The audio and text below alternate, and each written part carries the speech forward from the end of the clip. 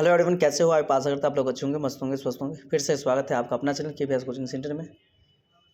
अगर आप इस चैनल पर नए हो तो लाइक से कमेंट जरूर कर लेना, ताकि मैं आपको डेली लाइव क्लास में स्वागत करते हैं। ठीक है, आज पढ़ने वाले हैं क्लास 12 हिंदी चैप्टर 2 गद्यखंड उसने कहा था। पाठ के लेखक परिचय। एक ही वीडियो में आपको सारा चैप्टर 2 का ऑल ऑब्जेक्टिव, MCQ, सब्जेक्टिव, व्याख्या, जो इम्पोर्टेंट्स प्रश्न हैं वो आपको देखने को मौका मिलेगा। अगर आप ऐसा ही पूरे वीडियो पे पाना चाहते हैं, साइंस और आर्ट्स फैकल्टी की दो संस्थानें हमारे मधुबनी में चल रही है। अगर आप जुड़ना चाहो तो ऑफलाइन में भी आ सकते हैं और ऑनलाइन में भी आ सकते हैं। ठीक है, और डेली लाइव 10 बजे क्लास, हिंदी की लाइव क्लास चलती है। अगर आप लाइव पढ़ना चाहते हो तो आप हमारे साथ जुड़ सकते हो। तो पहला कि लेखक चंद्रधर शर्मा गुलेरी क्या है? उसने कहा था। पाठ के रचयिता कौन है? चंद्रधर शर्मा गुलेरी है। चंद्रधर शर्मा गुलेरी का जन्म हुआ था 7 जुलाई 1883। 7 जुलाई 1883 को जन्म हुआ था। चंद्रधर शर्मा गुलेरी का निधन 12 सितंबर 1922 को हुआ था। 12 सितंबर 1922 को हुआ था। चंद्रधर शर्मा गुलेरी का जन्म स्थान है जयपुर, राजस्थान। जयपुर, राजस्थान। चंद्रधर शर्मा गुलेरी का मूल निवास है गुलेर नामक ग्राम, जिला कांगड़ा, हिमाचल प्रदेश। मतलब मूल निवास कहाँ के थे? वहाँ के, हिमाचल प्रदेश के। लेकिन जन्म स्थान कहाँ है? जयपुर। मतलब उसके पूर्वज कहाँ के थे? यहाँ के गुलेर नामक ग्राम के थे। ठीक है, लेकिन हिमाचल प्रदेश में वो।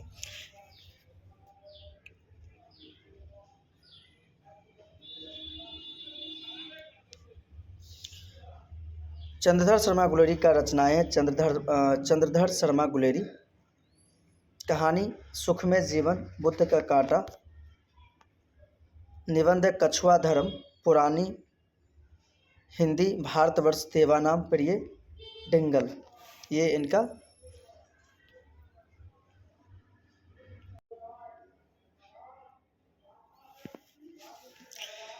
आज जस्ट उसी का जब परिचय पर आप इसी का फिर समझेंगे। उसकी जो मुख्य बातें हैं अगर आप समझते हो तो आपको क्वेश्चन 110% क्वेश्चन बनने की संभावना ज़्यादा रहती है।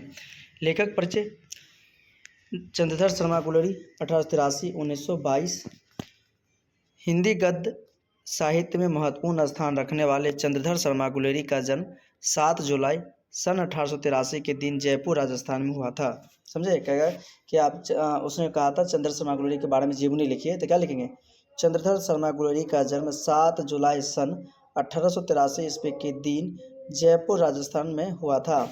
लेकिन इनका मूल निवास स्थान कांगड़ा, हिमाचल प्रदेश का गुलेर नामक गांव में था। इनके पिता का नाम पंडित शिवराम था और उन्होंने बचपन में से ही संस्कृत में शिक्षा प्राप्त की। बचपन से क्या शिक्षा प्राप्त करती थी? संस्कृत में शिक्षा। पापा का नाम क्या है? शिवराम। 1899 में इलाहाबाद तथा कोलकाता विश्वविद्यालय से क्रमशः एंट्रेंस तथा मैट्रिक पास की। सन 1901 में कोलकाता विश्वविद्यालय में से इंटरमीडिएट करने के उपरांत सन 1903 में इलाहाबाद विश्वविद्यालय से BA किया। BA समझे? BA मतलब बैचलर ऑफ आर्ट। जैसे कि आप लोग अभी क्लास 12 में इंटरमीडिएट में, ठीक है, उसके बाद आपको ग्रेजुएशन करने का मौका मिलेगा। गुलेरी जी सन 1904 में जयपुर दरबार की ओर से खेतरी के नाबालिग राजा जयसिंह के अभिभावक बनकर मेयो कॉलेज अजमेर में गए थे। कहाँ गए थे? मेयो कॉलेज में। इसके बाद इन्होंने जयपुर भवन छात्रावास के अधीक्षक के रूप में भी नियुक्त किया गया। सन 1916 में संस्कृत विभाग के अध्यक्ष बन गए। अपने अंतिम दिनों में मदन मोहन मालवीय के निमंत्रण पर उन्होंने बनारस हिंदू विश्वविद्यालय में परिचय विभाग के कार्यवाहक प्रचार तथा मनीन्द्र चंद्र नंदी पाठ में प्रोफेसर के रूप में कार्य किया। मतलब समझे? उसका मित्र थे और उन्होंने मित्र मालवीय के मोल पर जा गए थे। मदन मोहन मालवीय के निमंत्रण पर उन्होंने हिंदू विश्वविद्यालय में गए थे। साहित्य के इस पुरोधा का निधन 12 सितंबर 1922 के दिन हुआ था। कब हुआ था? 12 सितंबर 1922 के दिन हुआ था। रचनाएं हैं। चंद्रधर शर्मा गुलेरी की प्रमुख रचनाएं निम्नलिखित है। पहला है सुख में जीवन 1911 में लिखा, बुद्ध का कांटा 1911 में, और उसने कहा था 1915 में। उन्होंने 3 कहानियाँ ही लिखी। कितना कहानियाँ लिखी? 3। लेकिन तीनों में सबसे मील का पत्थर उसने कहा था को माना जाता है। ठीक है, तो सुख में जीवन 1911, बुद्ध का कांटा 1911 और उसने कहा था 1915 में लिखा था। निधन कछुआ धर्म मॉरिसिस मोही कुटवा पुरानी हिंदी भारतवर्ष डिंगल संस्कृत की टिप्पणी देवानाम प्रिय आदि। इसके अतिरिक्त प्रचद्य इतिहास पुरातत्व भाषा के विज्ञान और सामाजिक विषयों पर निबंध लिखे। अंग्रेजी निबंध ए पोएम बाय भास एक commentary on Vatsyayana Kamasutra the literacy criticism आदि उन्होंने पुस्तक लिखे। टिप्पणियाँ अनुवादों की बाढ़ खोज की खास क्रियाहीन हिंदी वैदिक भाषा में प्रकृतिसंपन्न आदि संपादन समालोचक काशी नगरी प्रचारणी पत्रिका। इसके अतिरिक्त इन्होंने देश प्रेम को लेकर कुछ महत्वपूर्ण कविताएं भी लिखी। मतलब देश में बहुत प्रचंड विद्वान थे, मतलब अच्छे अच्छे कविताएं लिखी। साहित्य विशेषताएं कम लिखकर बहुत अधिक ख्याति प्राप्त करने वाले चंद्रन शर्मा गुलेरी हिंदी गद्य साहित्य के एक प्रमुख लेखक हैं। मतलब आप बहुत मत कीजिए, कम ही कीजिए, लेकिन स्पष्ट कीजिए जिसमें सबका योगदान, मतलब सब आपको ख्याति प्रदान करें। उनमें से ही एक थे चंद्रधर शर्मा गुलेरी जी। वे हिंदी संस्कृत अंग्रेजी आदि भाषाओं के प्रकांड विद्वान थे, मतलब बहुत ज़्यादा थे, मतलब हिंदी संस्कृत अंग्रेजी। इन्होंने अपनी अभिरुचि के विभिन्न विषयों पर निबंध लेख टिप्पणियाँ आदि लिखी। हिंदी कहानी के विकास में इनका प्रत्यक्ष तथा परोक्ष से महत्वपूर्ण योगदान रहा। इन्होंने यथार्थ के संतुलित बंधनों के साथ आधुनिक कथ्यों वाली महत्वपूर्ण कहानियों लिखी।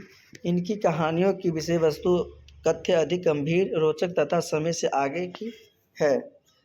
पढ़ेंगे पाठ के सारांश। इस कहेगा कि उसने कहा था कि सारांश लिखिए, सारांश लिखना है। कहानी का प्रारंभ अमृतसर नगर के चौक बाजार में एक 8 वर्षीय सिख बालिका तथा एक 12 वर्षीय सिख बालक के बीच छोटे से वार्तालाप से होता है। मतलब एक 8 वर्षीय लड़की है और 12 वर्षीय लड़का है जो वार्तालाप करते हैं, एक दूसरे से वार्तालाप करते हैं। दोनों ही बालिका अपने अपने मामा के यहाँ आए हुए हैं। बालिका व बालक दोनों सामान खरीदने बाजार आए थे। दोनों कहाँ आए थे? बाजार आए थे। कि बालक मुस्कुराकर बालिका से पूछता है, क्या तेरी कुरमाई हो गई? कुरमाई का मतलब होता है सगाई हो गई। इस पर बालिका कुछ हक्के चढ़ाकर धत कहकर दौड़ गई और लड़का मुंह देखता रह गया। ये दोनों बालक बालिका दूसरे तीसरे दिन एक दूसरे से कभी किसी दुकान पर कभी कहीं टकरा जाते हैं और वहीं प्रश्न और वहीं उत्तर। एक दिन ऐसा हुआ कि बालक ने वही प्रश्न पूछा और बालिका ने उसका उत्तर लड़के के संभावना के विरुद्ध दिया। बोली हाँ हो गई। लड़का सोचा होगा। देखो बहुत रोचक कहानी है। ये अमृत बाजार से चालू हुआ। अमृत का है बाजार का है, पंजाब में है।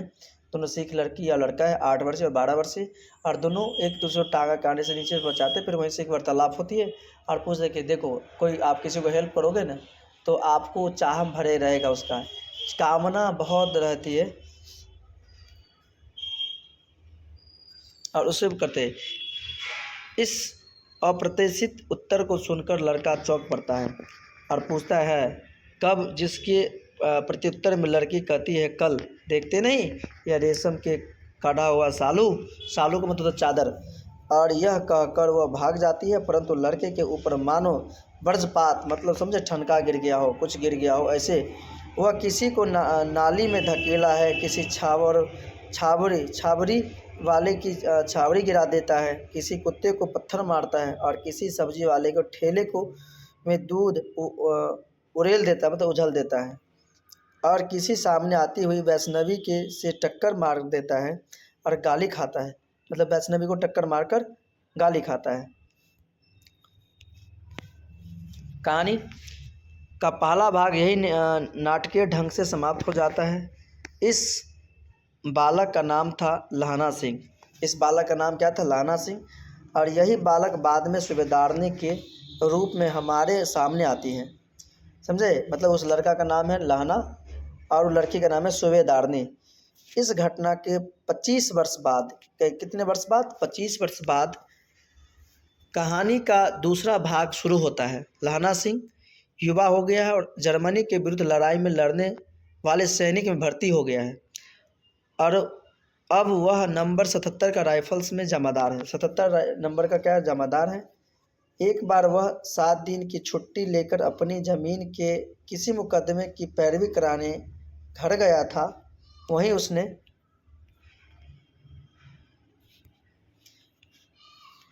अपने रेजिमेंट के अफसर की चिट्ठी मिलती है कि फौज को लाम युद्ध पर जाना है, फ़ौरन चले आओ। इसी के साथ सेना के सूबेदार हजारा सिंह को भी चिट्ठी मिलती है कि उसे और उसके बेटे बोधा सिंह दोनों को लाम युद्ध पर जाना है, अतः साथ ही चलेंगे। मतलब सूबेदारनी का पति और उसके बेटे बोधा सिंह को भी पत्र मिला है। सूबेदार का गांव रास्ते में पड़ता था और वह लहना सिंह को चाहता भी बहुत था कि लहना सिंह सूबेदार के घर पहुंच गया। जब तीनों चलने लगे तब अचानक सूबेदार लहना सिंह को आश्चर्य होता है कि सेना के क्वार्टरों में तो वह कभी रहा नहीं, पर जब अंदर मिलने जाता है तब सूबेदारी उसे कुरमाई हो गई वाला वाक्य दोहरा कर 25 वर्ष पहले की घटना का स्मरण दिलाती है और कहती है कि जिस तरह उस समय उसके एक बार घोड़े की तालों से या टांगों से उसकी रक्षा की थी, उसी प्रकार पति और एकमात्र पुत्र की भी वह रक्षा करे। वह उसके आगे अपना आंचल पसार कर भिक्षा मांगती है। यह बात लहना सिंह के मर्म को छू जाती है। युद्ध भूमि पर उसने सूबेदारनी के बेटे बोधा सिंह को अपने प्राणों की चिंता न करके जान बचाई, पर इस कोशिश में वह स्वयं घातक रूप से घायल हो गया। मतलब उस स्थिति में उन्होंने उसका रक्षा तो किए, लेकिन उसका क्या हो गया? घायल हो गए। उसने अपने घाव पर बिना किसी को बताए कसकर पट्टी बांध ली और इसी अवस्था में जर्मन सैनिकों का मुकाबला करता रहा। शत्रु पक्ष की पराजय के बाद उसने सूबेदारनी के पति सूबेदार हजारा सिंह और उसके पुत्र बोधा सिंह को सकूल बैठा कर दिया और चलते हुए कहा, सुनिए तो सूबेदारनी हीरो को चिट्ठी लिखी तो मेरा मत्था लिखा देना, जब ठिकाना लिख देना। जब घर जाओ तो वह कह देना कि मुझे जो उन्होंने कहा था वह मैंने कर दिया। सूबेदार पूछता ही रह गया, उसने क्या कहा था? गाड़ी चल दी। बाद में उसने वजीरा से पानी मांगा और कमरबंद खोलने को कहा, क्योंकि वह खून से तर था, मतलब खून से पूरा भिजा हुआ था। मृत्यु सन्निष्ट होने पर जीवन की सारी घटनाएं चरित्र के समान घूम गई और अंतिम वाक्य जो उसके मुंह से निकला हुआ था, उसने कहा था।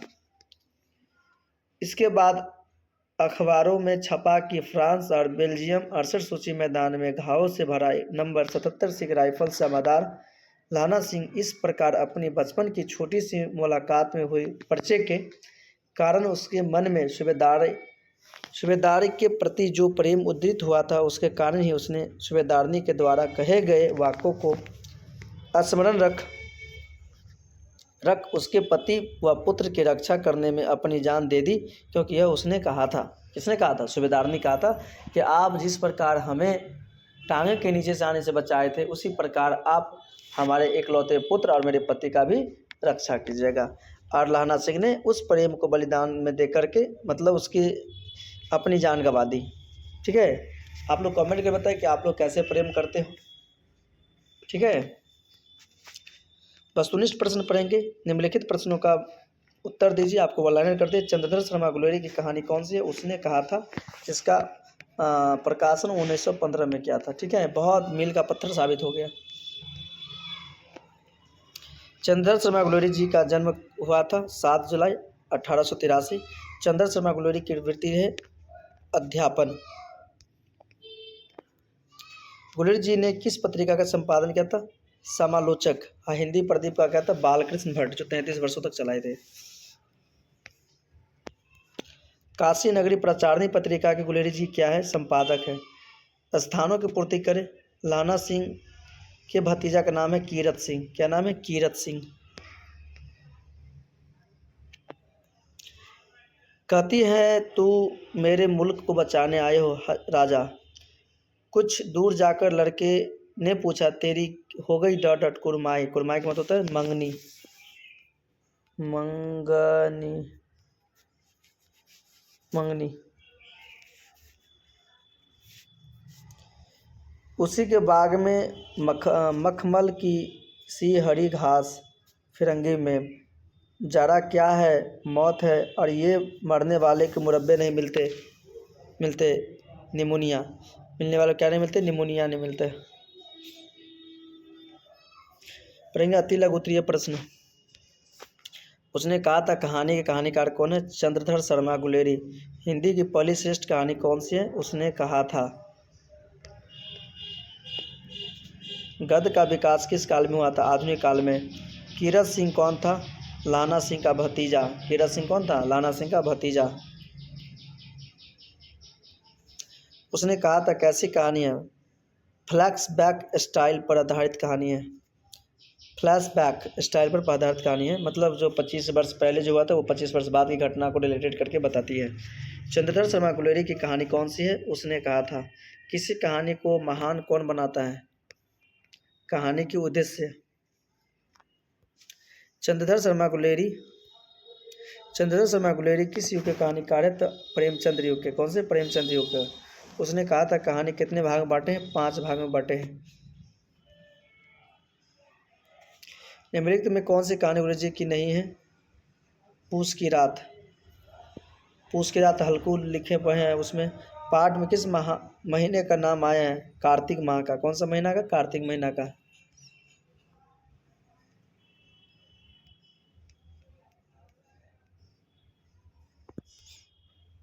उसने कहा था कहानी कितने भागों में व्यक्त हुई? कहानी के कितने भागों में युद्ध का वर्णन है? उसने कहा था कहानी 5 भागों में विभक्त है की गई है। इस पूरी कहानी में 3 भाग में युद्ध का वर्णन है, द्वितीय तृतीय चतुर्थ में युद्ध का वर्णन है। कौन कौन में? मतलब इसने कहा था कहानी में कितने भाग में युद्ध का वर्णन है? तो 3 में। वैसे कहानी का मुख्य भाग 5 लेकिन 3 में, दूसरा तीसरा चौथा, पहला वाला आखिरी में नहीं है। कहानी के पात्रों की एक सूची तैयार करें। कहानी में की गई पात्र जिनमें से कुछ प्रमुख है और कुछ गौण। कहानी के पात्रों का नाम निम्नलिखित है। लाना सिंह नायक है। सूबेदार ने सूबेदार हजारा सिंह। बोधा सिंह सूबेदार का बेटा। उतर सिंह लड़की का मामा। अतर सिंह लड़की का मामा। माही सिंह सिपाही। बजीरा सिंह सिपाही। लपटन साहब आदि। तो सूबेदार ने अतर सिंह लड़की का मामा, मतलब उस लड़की का मामा का नाम है। आप हमें कमेंट करके बताओ कि लाना सिंह का मामा का क्या नाम था?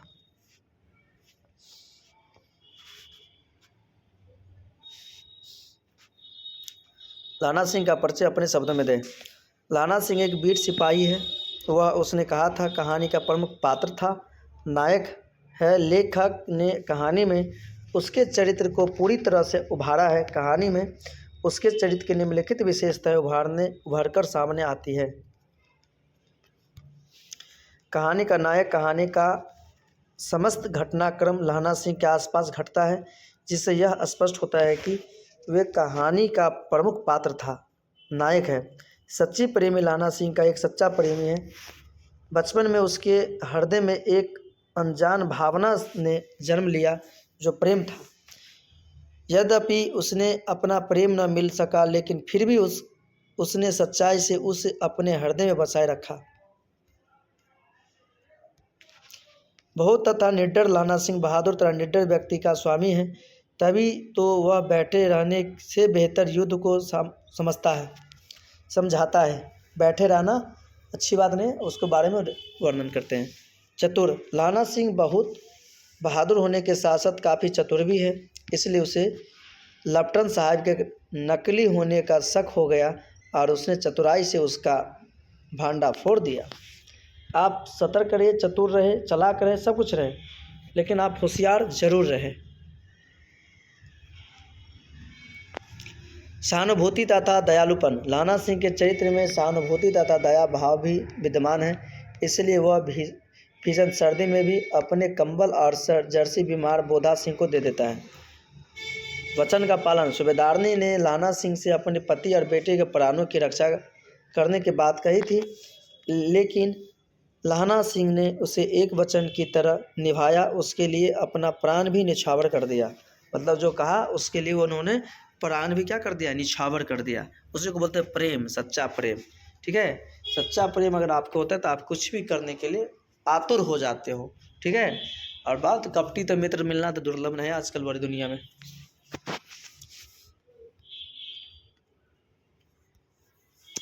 पाठ से लाना और सूबेदारनी के संवादों को एकत्र करें।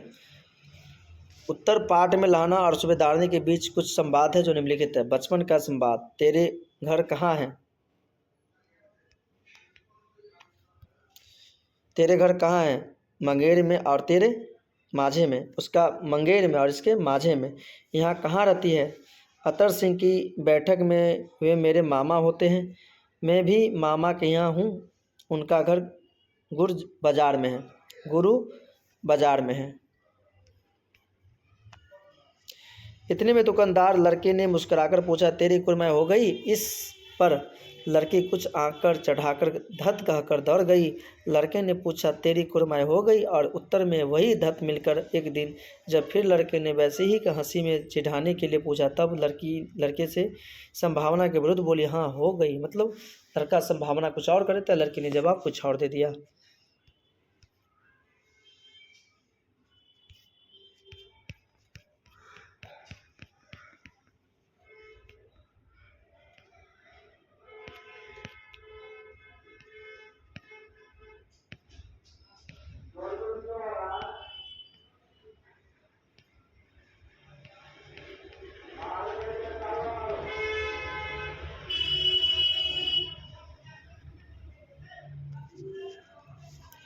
देखते नहीं यह रेशम के काढ़ा हुआ सालो सूबेदार के सावा, मुझे पहचाना नहीं?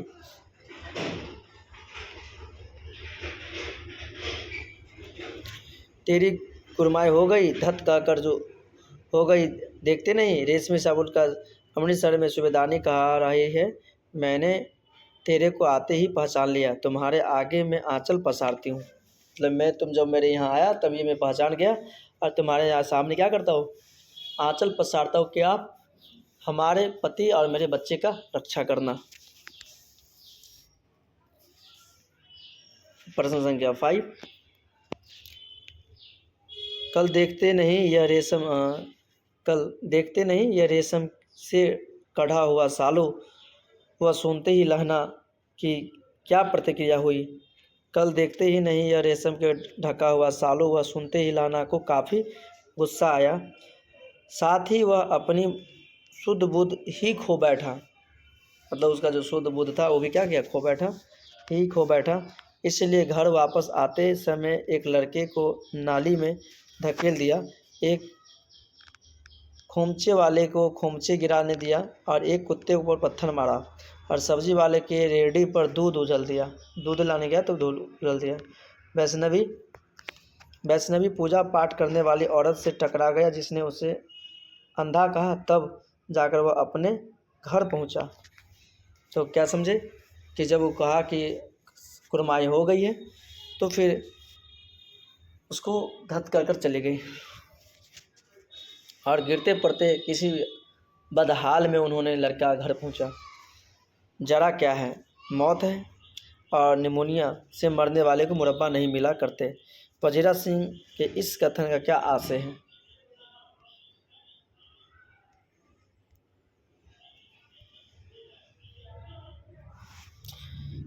जारा क्या है, मौत है और इस निमोनिया में मरने वाले को मुरब्बे नहीं मिला करते। वजीरा सिंह के इस कथन का आशय है कि वहाँ युद्ध के मैदान में अत्यधिक ठंड पड़ रही है।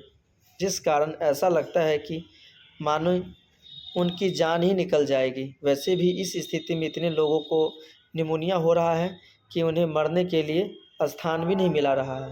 तो मरने वाले को मुरब्बा नहीं मिला करते, मतलब इतनी करारी ठंड है और उस ठंड में इनको अपनी वस्त्र बोधा सिंह को दे देते हैं, मिला नहीं करते। समझे कि जाड़ा क्या है, मौत है, और निमोनिया से मरने वाले को मुरब्बा नहीं मिला करते। वजह सिंह की इस कथन का आशय है कि वहाँ युद्ध के मैदान में अत्यधिक ठंड पड़ रही है, जिस कारण ऐसा लगता है कि मानी उनकी जान ही निकल जाएगी। वैसे भी इस स्थिति में इतने लोगों को निमोनिया हो रहा है कि उन्हें मरने के लिए स्थान भी नहीं मिल रहा है। कहती है, तू राजा हो मेरे मुल्क को बचाने आए हो। वजीरा के इस कथन में किसका संकेत है? कहती है, तुम राजा हो मेरे मुल्क को बचाने आए हो। वजीरा के इस कथन है में फ्रांस की मेम की ओर संकेत करती है। फ्रांस की मेम की ओर संकेत करती है। लाना सिंह के गांव में आया तुर्की मौलवी क्या कहता था? लाना के गांव में आया तुर्की मौलवी कहता था कि जर्मनी वाले बड़े पंडित हैं। जर्मनी वाले बड़े पंडित हैं, वेद पढ़कर उसमें विमान चलाने की विद्या जान गए हैं। गौ को नहीं मारते, हिंदुस्तान में आ जाएंगे तो गौ हत्या बंद कर देंगे। मंडी में बनियों को भड़काता था कि डाक खाने से रुपए निकाल लो, सरकार का राज जाने वाला है। भड़का रहे थे कि जर्मन बहुत पंडित हैं, वो गौ को नहीं मारते और भारत आ जाए तो गौ हत्या बंद हो जाएंगी। और बनियों को भड़काते थे कि बैंक से पैसा निकाल लो, नहीं तो सरकार जाने वाली है। लाना सिंह का दायित्व और बोध और उसकी बुद्धि दोनों ही स्पिरिट है इस कथन की पुष्टि करें। लाना सिंह का बहुगुण संपन्न व्यक्तित्व का स्वामी है। उसके चरित्र में विद्यमान गुण समस्त कहानी में दिखाई पड़ते हैं, लेकिन उसका दायित्व बोध और बुद्धि दोनों ही स्पर्शनीय हैं। वह बचपन में एक लड़की से मिला और उसे हृदयगत प्रेम का बैठा। यद्यपि वह न तो अपना प्रेम प्रकट कर सका और न ही उस लड़की से विवाह कर सका, नहीं उस लड़की को पा सका। फिर भी जब कई वर्षों बाद उसकी लड़की से सूबेदारनी के रूप में मिली तो उसकी एक प्रार्थना के बदले में अपना प्राण तक दे दिया। यह उसका दायित्व बोध ही था जिसे उसने मरकर ही पूरा किया। वही जब नकली लपटन साहब धोखे से घुस सिपाही को दूर जगह भेज देता है तो लाना सिंह अपनी बुद्धि के बल पर उसकी असलियत भाप लेता है और फिर उसे सबक भी सिखाता है।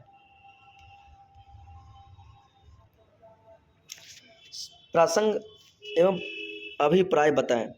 मृत्यु के कुछ समय पहले ही स्मृति बहुत साफ हो जाती है। जन्म भर की घटनाएं एक एक करके सामने आती है, मतलब जन्म भर में जो जो घटनाएं घटती है वो सारी घटनाएं घटती है आ जाती है। सारे दृश्यों के रंग साफ होते हैं और समय की धुंध बिल्कुल ऊपर से छट जाती है।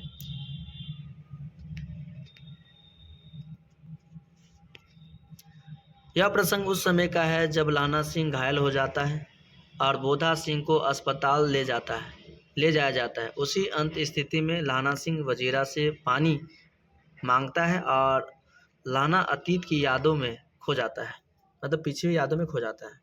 इन पंक्तियों का अभिप्राय यह है कि मृत्यु के पहले व्यक्ति के मानस की स्मृति में जीवन भर की भोगी हुई घटनाएं एक एक कर सामने आने लगती है। मतलब जो आप करेंगे मरने टाइम में सारी घटनाएं आती है, जब खुदकुशी नहीं करेंगे तब, जिसमें किसान जीवन का यथार्थ, लाना सिंह का सपना, गांव भर की याद, सूबेदारनी का वचन इत्यादि शामिल है। मृत्यु शाश्वत सत्य है। मृत्यु होकर व्यक्ति को वर्ण करती है और कहा भी गया है मृत्यु अंतिम सत्य है। इसलिए आपको जो भी करना है अच्छे से ढंग से कीजिए। मौत से किसको रुस्तगारी है, आज मेरी तो कल तेरी बारी है। तो मौत से किसको रुस्तगारी है, आज मेरी तो कल तेरी बारी है। जीवन के अंतिम क्षण में मानस पटल के साफ धावत आईने पर स्मृति को देखते हुए पूर्व अनुभवों से सशक्त होकर के एक बार फिर सजीव और संपंदित हो जाती है और याददाश्त की गई परतें अपने आप खुलने लगती है। मृत्यु एक ऐसा पड़ाव है जहां अतीत का मोह और आगे जाने की चाह दोनों के समाहार से बंधन पैदा होती है। मतलब अतीत के मोह और आगे जाने की चाह दोनों है और इसीलिए बंधन पैदा होती है, यानी मोह पैदा होती है। वीडियो थोड़ा लंबा बन रही है, लेकिन आप 12th में बेहतर मार्क्स लाना चाहते हो तो थोड़ा वीडियो को अंत तक बनना देखना पड़ेगा, ताकि आपको और रोचक कहानी आपको एक वीडियो में, यानी आपको हम एक चैप्टर को कवर कर देंगे ताकि आप मेरी बातों को समझ सके। और आप कमेंट कर जरूर बताना कि आपको कौन सा चैप्टर प्रॉब्लम है, physics, chemistry, maths, history, geography, polity, economics, English, सारा का हम 1 बाय 1 करके वीडियो डालते रहेंगे और आप लोग हमारे साथ जुड़ते रहेंगे, ठीक है। यही कारण है कि जब लहना सिंह घायल हो जाता है, मृत्यु साथ पर पड़ा रहता है, तो माहेश्वर पुरानी स्मृतियाँ यानी उसका इतिहास अपने आगोश में उसे पुनः बाधित है और उसी अतीत के खूब सुखद क्षणों में पुनः जी लेने के लिए उसने उत्तेजित करती है। हर आदमी अकेला है और अंततः मृत्यु को प्राप्त होता है। इस सच्चाई को बहुत समय तक झुठलाया नहीं जा सकता। यही कारण है कि मानव मस्तिष्क के ऊपर संदर्भ में कोहरा छाया रहता है, लेकिन जब यह सच्चाई अपने यथार्थ में सच्चाई को एक बराबरी प्रकट कर देने को तैयार हो जाती है और मौत बिल्कुल स्पष्ट रूप से होती है, सामने आ जाती है, तो मृत्यु के कुछ समय पहले स्मृति बहुत साफ हो जाती है। जन्म भर की घटनाएं एक एक करके सामने आने लगती है। सारे उद्देश्यों के रंग साफ होते हैं। समय की धुंध उस पर से बिल्कुल छट जाती है। मतलब उस पर की जो समय का धुंध रहती है वो क्या होती है, बिल्कुल छट जाती है। तो कैसा लग रहा है वीडियो, आप लोग कमेंट करके जरूर बताना। मर्म स्पष्ट करे, उसकी व्याख्या करनी है। अब के हार में यह आम खूब फलेगा। अब के हार में यह आम खूब फलेगा। चाचा भतीजा दोनों यही बैठकर आम खाना। जितना बड़ा भतीजा उतना ही यह आम। जिस महीने उसका जन्म हुआ था उसी महीने में इसे लगाया था। किसने? लहना सिंह करे अपने भतीजा। और अब घर जाओ तो कह देना कि मुझे जो उसने कहा था वह मैंने कर दिया। प्रस्तुत पंक्ति उसने कहा था शीर्षक कहानी का है। इस पंक्तियों में लहना सिंह का सपना था कि उसका अपने गांव में बाग हो जिसमें खरबूजे और आम पर फूले, जिसे वह अपने भतीजे के साथ बैठकर खाएं। ठीक है। लहना सिंह स्वप्नदर्शी व्यक्ति है। ग्राम संस्कृति में जन्म लेने की वजह से उसका स्वप्न कल्पित रूप की भांति पुष्पित और पल्लवित हुआ। किसानी संस्कृति जिस तरह से उन्मुक्त वातावरण का उदायत होती है, ठीक उसी तरह से यह वहाँ के जन जीवन में जान फूंक देने के लिए मानव मस्तिष्क के अंदर स्वप्न छंद तथा उन्मुक्त आशा को विस्तार देता है। आत्मीयता के बोध से लवरेज लहना सिंह का स्वप्न एक बार फिर स्मृतियों में कौंधने लगा है, जब वह जीवन की आखिरी छोर पर है। कहाँ जीवन की आखिरी छोर, यानी आखिरी मृत्यु अंतिम सत्य है, इसलिए आप जो भी करेंगे बेस्ट करेंगे। खरा है, सुखद स्वप्न का साकार न होना हृदयगत भावनाओं को झकझोर पहुंचाती है। वहीं दूसरी ओर इस मृत्यु की रेखाओं में दग्ध बिजली की आग भी पैदा करता है। लहना सिंह जिस वर्ष आम रोपता है उसी वर्ष उसका भतीजा का जन्म लेता है। मधु स्मृतियों का महज यह संयोग है जो स्वप्न भविष्य में साकार होगा। लहना सिंह को दोहरा आनंद प्रदान करने वाला है, लेकिन ऐसा जब नहीं होता तो किसानों और फौजीदार के प्रति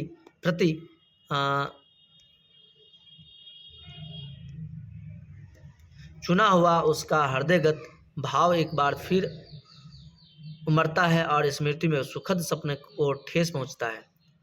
प्रस्तुत पंक्ति उसने कहा था शीर्षक कहानी का है। इस पंक्ति में उस समय का वर्णन है जब लहना सिंह मरणासन स्थिति में है, मतलब जब डेड बॉडी पर पड़े हुए हैं, तब इसका वर्णन हो रही है। शत्रुओं की गोलियां शरीर में लगी है, उनका मानसिक संतुलन बिगड़ गया है, बीते हुए दिन की स्मृतियां उसे झकझोर रही है। ऐसी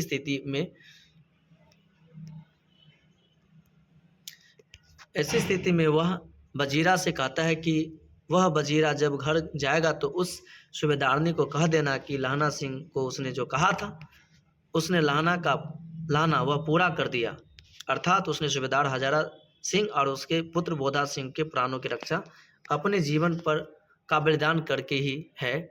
उसने अपने वचन का पालन किया। इस प्रकार विद्वान लेखक ने यहाँ पर लहना सिंह के उदार चरित्र का वर्णन किया है। लहना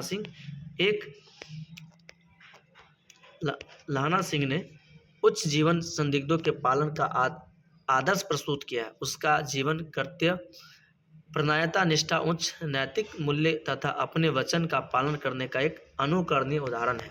मतलब आप अनुकरण कर, मतलब बहुत बेस्ट कि उन्होंने जो कहा उन्होंने वो कर दिया।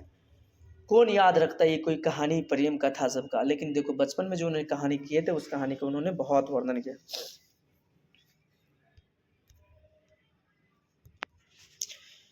आप लोग कमेंट करते रहे बीच बीच में, ताकि आपका कमेंट से देखकर हमें मनोबल बनती है और आपको हम इस वीडियो के तक बनाने के आखिरी तक पहुंचते हैं। ठीक है।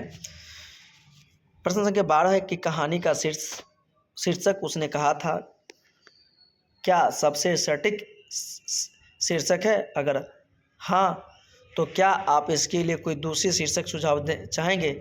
अपना पक्ष रखें। अब समझे, यहाँ से प्रश्न है, उसका आंसर देखेंगे। उसने कहा था कहानी की घटनाओं में स्वाभाविक नाटकीयता है जिसकी परिस्थिति मानस पटल पर विषाद एवं सहानुभूति की अमिट रेखा के रूप में होती है। इसका कथनायक मानवीय संवेदना को झकझोर देता है, मतलब बहुत झकझोर देता है। उसने कहा था शीर्षक किसी घटना विशेष की ओर संकेत करती है एवं जिज्ञासा का सृजन करता है, जानने की उत्सुकता बनी रहती है। एक सटीक तथा उपयुक्त शीर्षक के लिए उसकी कहानी की विषय वस्तु, समयक एवं सजीव परिचय देना, उसकी सार्थकता पाठक में उत्सुकता की सृष्टि करने पर भी निर्भर करती है। इस कहानी में वातावरणीय की सृष्टि करने में लेखक को अपूर्व सफलता प्राप्त हुई है।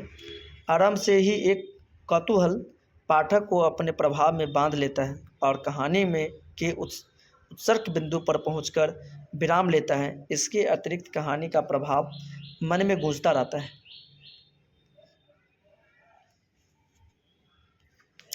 लहना सिंह अपनी किशोरावस्था में एक अनजान लड़की के प्रति आसक्त हुआ था, किंतु वह उसे प्रणय सूत्र में नहीं बांध सका, मतलब प्रेम शादी नहीं कर सका।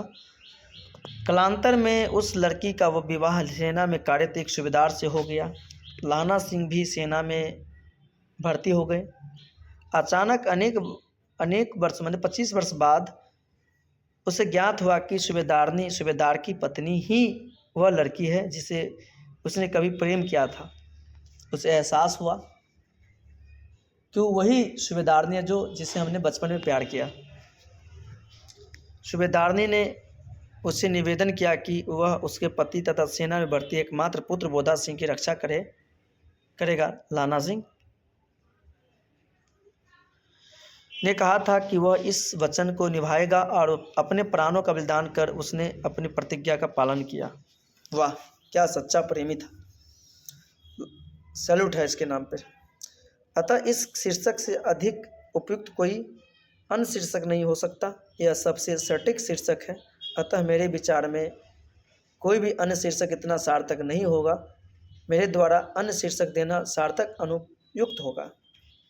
आप लोग बताएं कमेंट करके आप लोग को वीडियो कैसा लगा। अगर आप हमारे ऑफलाइन संस्थान में जुड़ना चाहते हैं तो आइए, मोस्ट वेलकम है। KVS 1 गुड्डीगाछी महाराज मधुबनी एंड बड़ा बाजार मधुबनी और 3rd ब्रांच महाराजगंज मधुबनी। ठीक है। क्लास 1 to 12th अलग अलग संस्थान पे अलग अलग क्लासेस की व्यवस्था की गई है और अदर कंपटीशन क्लास की अगर तैयारी करना चाहते हैं तो आप हमारे साथ ज्वाइन कर सकते हैं। अतः इस शीर्षक से अधिक उपयुक्त कोई अन्य शीर्षक नहीं हो सकता। यह सटीक शीर्षक है, ये बता दिए थे यहाँ तक। चलिए क्वेश्चन नंबर 13। उसने कहा था कहानी का केंद्रीय भाव क्या है, वर्णन करें। उसने कहा था प्रथम विश्व युद्ध लगभग 1915, प्रथम विश्व युद्ध 1914 में हुआ था कि पृष्ठभूमि में लिखी गई कहानी है। गुलेरी जी ने लाना सिंह और सूबेदारनी के मध्य में से मानवीय संबंधों का नया रूप में नहीं बन सका, सेना में भर्ती हो गया, जिससे उसने कभी प्रेम कथा प्रस्तुत किया है। लाना सिंह, लाहना लिखा लाहना, लाना सिंह और सूबेदारनी के अपने प्रति विश्वास से अभिभूत होता है, क्योंकि उस विश्वास की नींव में बचपन के ही संबंध है। सूबेदारनी का विश्वास ही लाना सिंह को उसके महान त्यागी की प्रेरणा देता है। कहानी एक और स्तर पर अपने को व्यक्त करती है। प्रथम विश्व युद्ध की पृष्ठभूमि पर यह अर्थ में युद्ध विरोधी कहानी भी है, क्योंकि लाना सिंह के बलिदान का उचित सम्मान किया जाना चाहिए तथा परंतु उसका बलिदान व्यर्थ हो जाता है और लाना सिंह का करुणा अंतर युद्ध के विरुद्ध में खड़ा हो जाता है। लाना सिंह को कोई सपना पूरा नहीं होता, जो सपना था उसका पूरा नहीं होता। भाषा की बात रहेंगे, निम्न शब्दों में विश्लेषण बनाएं और उनका वाक्य का प्रयोग करें। जल, धर्म, नमक, विलायत, फौज और किताब। यहाँ लिखे वाक्य में कन्वर्ट करनी है। जलीय, जल का क्या हो जाएगा? जलीय, मछली जलीय जीव है। धर्म धार्मिक होगा, धर्म का विषय धार्मिक। महात्मा गांधी धार्मिक प्रवृत्ति के व्यक्ति थे। नमक नमकीन, समुद्र का पानी नमकीन होता है। विलायत हजारा सिंह विलायत अफसर था, हजारा सिंह विलायती अफसर था। फौजी सोहन फौजी है। क्या है? फौजी का आपको सेंटेंस बनानी है तो फौजी सोहन फौजी है, राइट। तो आप यहाँ तक जवाब देंगे। किताब, किताबी युद्ध किताबी कीड़ा है। किताबी युद्ध यद किताबी कीड़ा है। दिए गए शब्दों के समानार्थी शब्द, समानार्थी का मतलब है पर्यायवाची शब्द लिखना है आपको। मुर्दा, लाश, मृतक, शव। क्या कहेंगे इसको? मुर्दा को कहेंगे लाश, मृतक शव। लहू मतलब खून और रक्त। घाव, जख्म और नासूर। झूठ, असंगत, असत्य। चक्रमा, धूर्तता, धोखा। चिट्ठी, पत्र। घर, गृह, आलय। राजा, नृप, राजा, आलय। रचना, कृति। जस्ट आप जवाब देते रहना, कमेंट करना। आप लोग का अगर क्वेश्चन समझ में आ रहा है तो यस नो कमेंट करते जरूर रहना, ठीक है, ताकि मैं आपको डेली लाइव क्लास में स्वागत करते हैं। 10 बजे हम लाइव आते हैं, ठीक है। क्वेश्चन का थर्ड पॉइंट है, रचना के आधार पर इन वाक्यों की प्रवृत्ति बताएं। राम यह भी कोई लड़का है। परसों रिलीफ आ जाएगी और फिर 7 दिन की छुट्टी। ये आपको प्रश्न है, इस प्रश्न का सारा का आंसर देना। कहती है कि तुम राजा हो, मेरे मुल्क को बचाने आए हो। इस पर कहा लड़की कुछ आंखें चढ़ाकर धत कहकर दौड़ गई और लड़का मुंह देखता रह गया। हाँ देख देश क्या स्वर्ग है, मैं तो बुलेल की खाड़ी के किनारे मरूंगा। सरल वाक्य, संयुक्त वाक्य, मिश्र वाक्य और संयुक्त वाक्य, मिश्र वाक्य और मिश्र वाक्य। क्वेश्चन नंबर पढ़ेंगे 4। उत्पत्ति की दृष्टि से इन शब्दों की प्रकृति बताएं और आज कामिमत, आंसू, दही, बिजली, छई, बेईमान, सोत, बालियों। तो बताएंगे इस प्रश्न को। आपके उत्पत्ति के आधार पर शब्द के 4 भेद हैं। तत्सम, तद्भव, देशज, विदेशज। उत्पत्ति के आधार पर शब्द के 4 भेद हैं। तत्सम, तद्भव, देशज, विदेशज। तत्सम किसे कहेंगे? संस्कृत के मूल रूप को तत्सम कहेंगे। तद्भव संस्कृत के बिगड़े रूप को तद्भव कहेंगे। देशज जो अपने देश में जिस शब्द का निर्माण हुआ उसे देशज कहेंगे, जिसका निर्माण विदेश में हो उसे विदेशज कहेंगे। आई होप मेरी बात आप समझ रहे होंगे।